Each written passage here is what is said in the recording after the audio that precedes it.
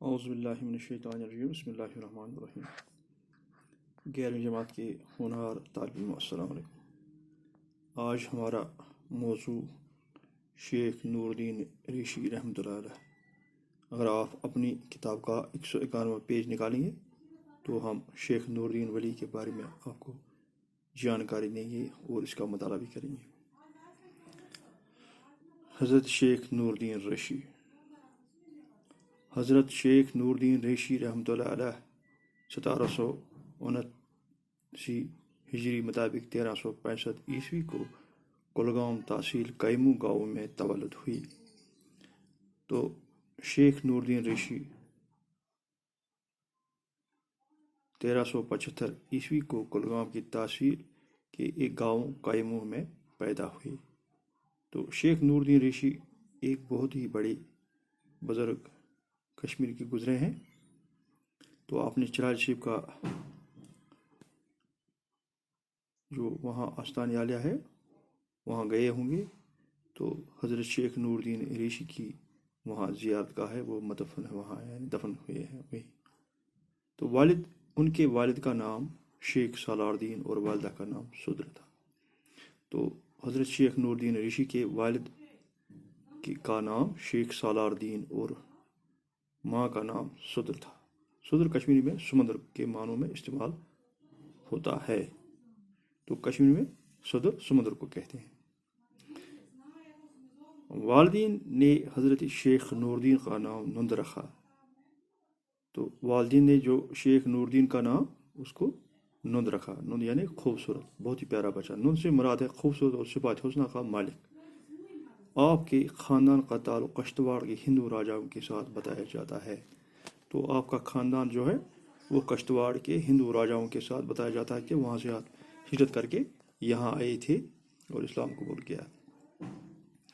حضرت نور الدین رحمۃ اللہ علیہ کا بچپن سے ہی دنیا اور مال دولت کے ساتھ دل نہیں لگتا تھا۔ تو جو حضرت نور الدین ریشی تھے تو بچپن ہی میں ان کو دنیا اور مال دولت سے لگاؤ نہ تھا۔ آپ اکثر عبادت الہی میں مہو رہا کرتے تھے۔ تو حضرت نور الدین ریشی اکثر بیشتر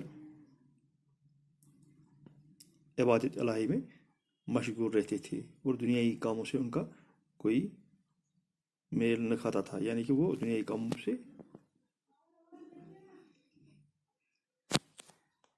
ان کا من نہیں لگتا تھا۔ کئی سال تک گوشہ نشینی کے بعد آپ نے کشمیر کے کئی علاقوں کی سیاحت کی۔ تو کئی سال آپ گوشہ نشینی یعنی کہ آپ نے گوشہ نشینی اختیار کی، یعنی کہ بیٹھ کر کسی جگہ اللہ کی عبادت کی۔ تو آپ نے کشمیر میں ریشی سلسلہ کا احیاء نو کر کے اسلامی ریشیت کی بنیاد ڈالی۔ تو کشمیر میں ریشی سلسلہ جو تھا اس کا احیاء نو یعنی کہ اس کو دوبارہ سے مضبوط کیا اور اسلامی ریشیت کی بنیاد ڈالی۔ ریشی ایسے شخص کو کہتے ہیں جو تمام خواہشات اور حرص طمع سے دستار ہو چکا ہو۔ تو ریشی کا مطلب یہ ہے کہ جو تمامی جو نفسیاتی خواہشات ہیں، لالچ ہے، حرص ہے، تو اس سے دستار ہو، یعنی کہ اس کو کسی قسم کا لالچ نہ ہو۔ جس پر اللہ تعالیٰ کی محبت کا جذبہ غالب ہو، حرام رزق سے پرہیز کرتا ہو، سادہ لباس پہنتا ہو، ہر حالت میں نفس پر قابو رکھتا ہو۔ تو شیخ العالم رحمۃ اللہ علیہ اور آپ کے خلفاء کے مختلف علاقوں میں اسلام کی اخوت، بھائی چارے اور انسان دوستی اور سادگی، عبادت الہی اور رواداری کا پرچار کرتے رہے۔ تو شیخ العالم کے جو خلفاء تھے ان کے جو ساتھ ان کے مختلف علاقوں میں اسلام کی اخوت اور بھائی چارے کا پرچار کرتے رہے۔ تو اسلام کا وہ پرچار کرتے رہے، انسان دوستی، سادگی، عبادت الہی اور رواداری کا پرچار کرتے رہے۔ حضرت شیخ نور الدین رحمۃ اللہ علیہ کشمیر کے ریشیوں کے پیشوا ہیں۔ تو آپ ظلم و جبر استحصال کرنے والوں کو سخت خلاف تھے۔ کشمیر کے لوگ بلا لحاظ مذہب ملت شیخ نور الدین ریشی کے گرد رکھتے تھے۔ تو کشمیر میں جتنے بھی لوگ تھے، جتنے مذاہب سے، تو ان سب کی شیخ نور الدین ولی سے عقیدت ہے۔ تو ہندو، مسلم، سکھ، عیسائی سبھی لوگ آپ کی عزت کرتے ہیں اور آپ کو بہت عقیدت سے نظر سے دیکھتے ہیں۔ آپ کو شیخ عالم علمدار کشمیر اور नून जैसे अलकाब से याद किया जाता है। 742 ईस्वी मुताबिक 1438 ईस्वी के आपका विसाल है। तो आपने इस दुनिया से 742 हिजरी मुताबिक 1438 ईस्वी को इंतकाल किया। चराज शरीफ में आप मदफन हैं, लाखों लोग ईद का मरकज़ है, वहाँ हर साल मौसमी ख़ज़ा में उर्स मनाया जाता है। तो आप चराज शरीफ में दफन हैं, तो आप वहाँ जो उर्स लगता है तो उसमें हज़ारों लोग जमा हो जाते हैं और फैज़ हासिल करते हैं।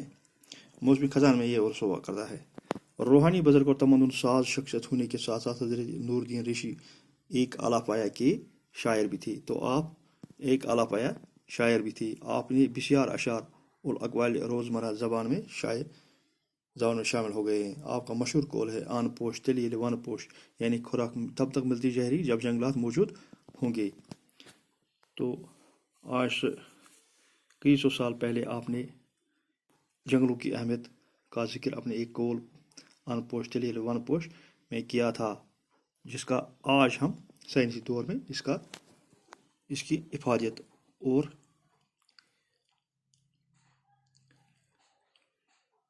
जो होता है उससे वाकिफ हैं। आपकी शायरी ने कई जहतें हैं और आम में आपके अशार को शुक कहा जाता है। तो आपके जो शायर हैं उनको शुक कहा जाता है। इस एक शुरुक उमूमन 4 मिसरे होते हैं। तो आपकी शायरी में एक जो होता है उसमें 4 अशार होते हैं।